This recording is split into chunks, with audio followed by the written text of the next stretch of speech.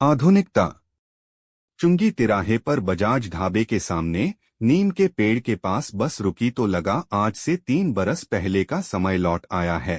हाथों में किताबें और बैग लिए लड़के लड़कियां आज भी वहां खड़े बस का इंतजार कर रहे थे। ये वही जगह थी जहां से रोज मैं यूनिवर्सिटी जाने के लिए बस पकड़ता था। पता नहीं क्या सूझा और बस रुकते ही उनमें खुद की परछाई तलाशता मैं छात्र समूह की तरफ यूं ही बढ़ता चला गया कि कंडक्टर की आवाज आई, भाई साहब आपके पैसे।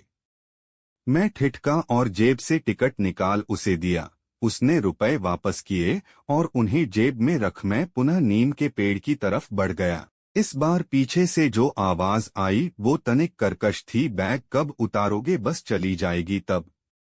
पत्नी थी, 2 बैग उसने खुद उतार लिए थे, बड़ा वाला बस में ही रह गया था। मैं सरपट बस में चढ़ा, बैग नीचे उतारा और ढाबे के टेबल पर सामान टिकाकर पत्नी को वहीं बैठाने के बाद चाय का ऑर्डर दे दिया। बस जा चुकी थी। प्रतीक्षा में खड़े विद्यार्थी भी चाय की घूंट लेते मेरी नजर एक लड़की पर पड़ी। उसके ब्रेसलेट से चेन के सहारे लटकते दिल की आकृति देख किसी का ख्याल आया और आई हंसी भी। वर्तमान में अतीत को तलाशने के मेरे पागलपन पर भगवान को भी शायद मजा आ रहा था, क्योंकि अगले पल जिस हैंडबैग पर नजर गई वो भी जाना पहचाना सा लगा।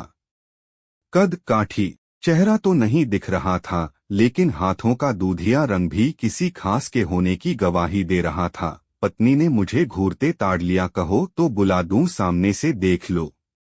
झेंप तो गया ही था, लेकिन बात बनाई, अरे कैसी बातें करती हो, कुछ सोच रहा था तो नजर वहां टिक गई।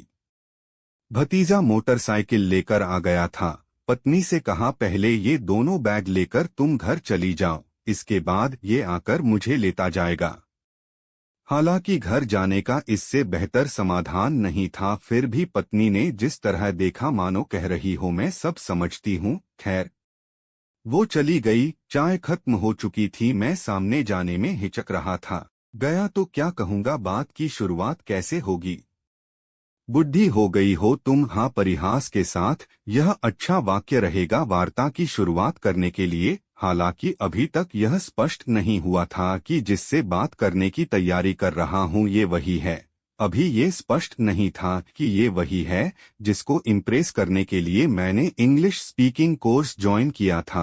ये वही है जिसके पास से गुजरने पर उसके बालों से फैलती सुगंध के मुकाबिल आज तक कुछ नहीं लगा। ये वही है जिसके हाथ की ब्रेसलेट में एक छोटी सी चेन के सहारे लटकते दिल की आकृति में मैं अपनी धड़कन महसूस करता था। यही मिला करती थी रोज। कॉलेज अलग अलग थे लेकिन बस एक थी। अक्सर मैं उसके लिए सीट का जुगाड़ कर देता था, या यूं कहें कि मेरी तरह और भी लड़के थे जो उसके लिए सीट छोड़ दिया करते थे। लेकिन मैं अपने को उस दिन विशेष समझने लगा जब साथ वाली सवारी के उतरने के बाद उसने मुझे बैठने को कहा। उसके बाद तो इश्क की गाड़ी आगे बढ़ाने का लाइसेंस मिल गया हो जैसे।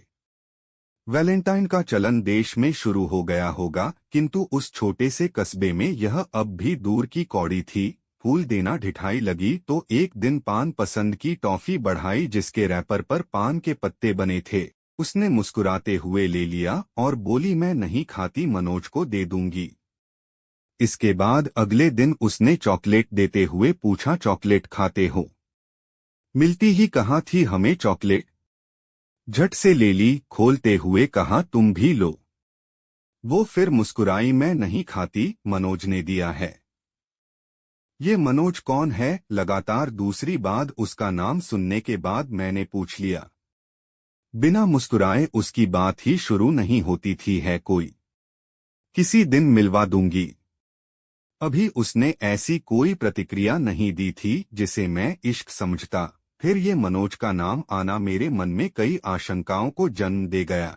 एक दिन रुपए जुटाए और गोरखनाथ मेले में ले ली वैसी ही ब्रेसलेट जो हमेशा वो पहनती थी, दिया तो खुशी से चहकी वो। मुझे इससे बेहतर कुछ नहीं लगता।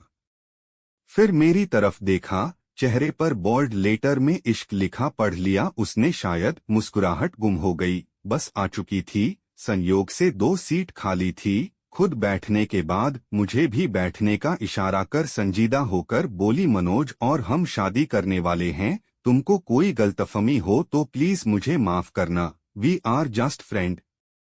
दिल की क्या हालत हुई थी बताने की आवश्यकता नहीं है, लेकिन इस भाव को चेहरे पर आने से रोकने की जी तोड़ कोशिश करते हुए बोला, अरे वाह, ये तो खुशी की बात है। मुझे कोई गलतफहमी नहीं है।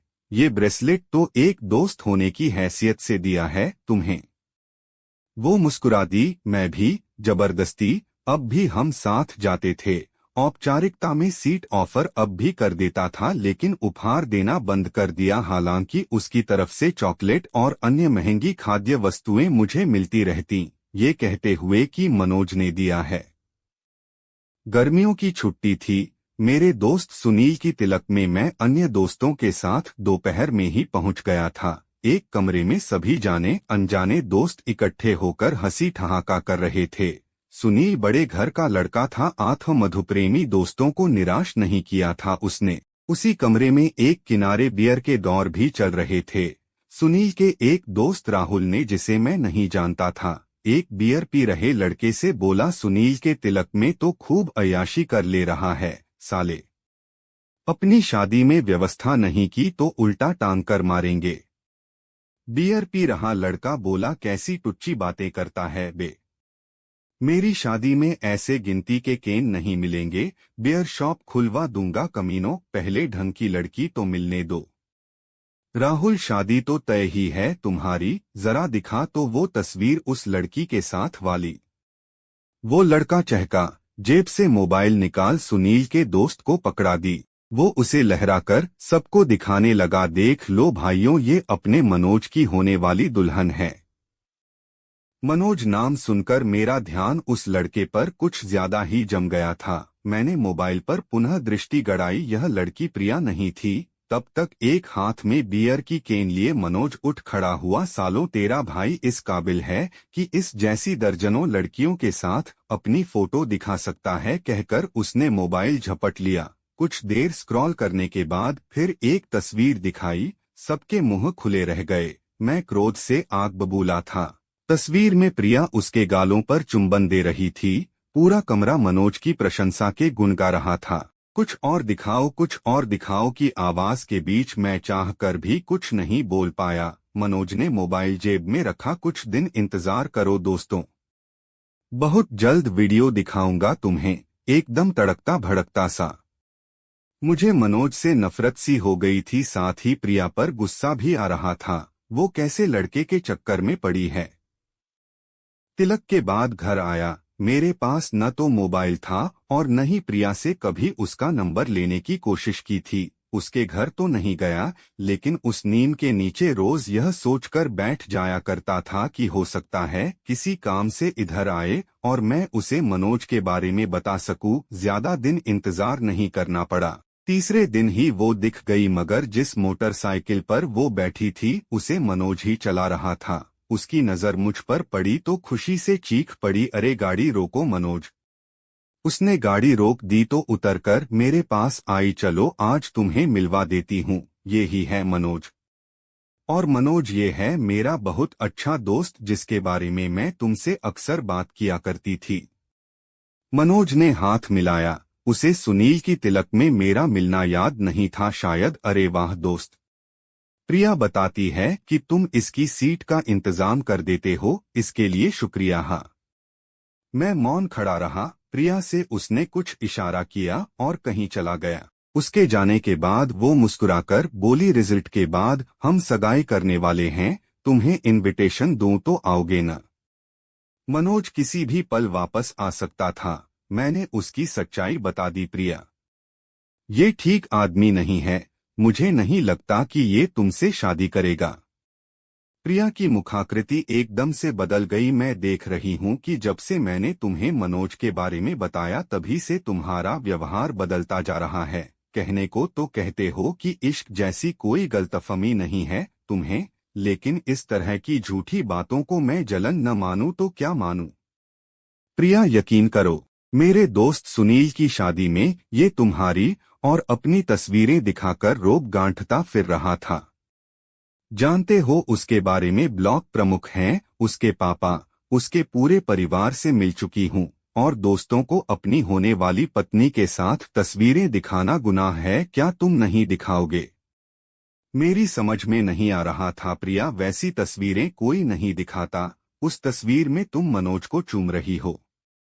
प्रिया ने अट्टहास किया। है भगवान, सचमुच के भोले भंडारी हो। जमाना चांद पर बसने की तैयारी कर रहा है और तुम किस करती तस्वीर के आधार पर किसी के चरित्र को लांछित करने में लगे हो। आधुनिक जीवन शैली में यह बहुत सामान्य बात है डियर।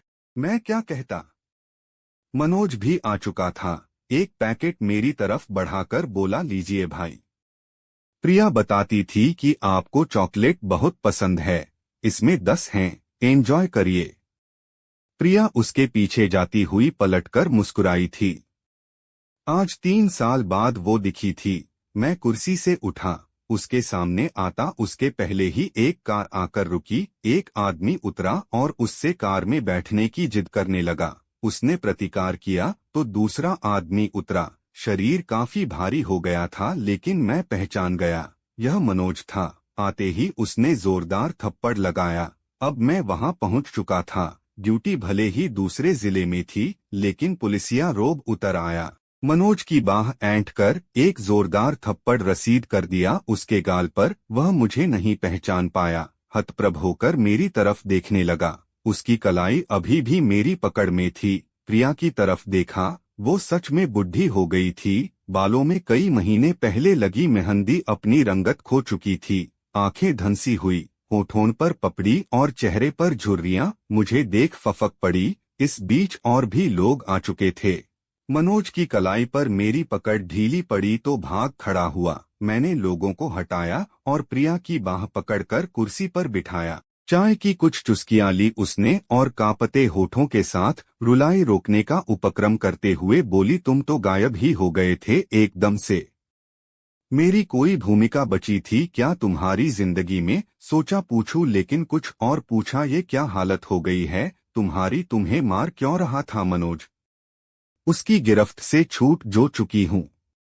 गिरफ्त उसकी बीबी ने वीडियो नष्ट कर डाले। मैं समझा नहीं।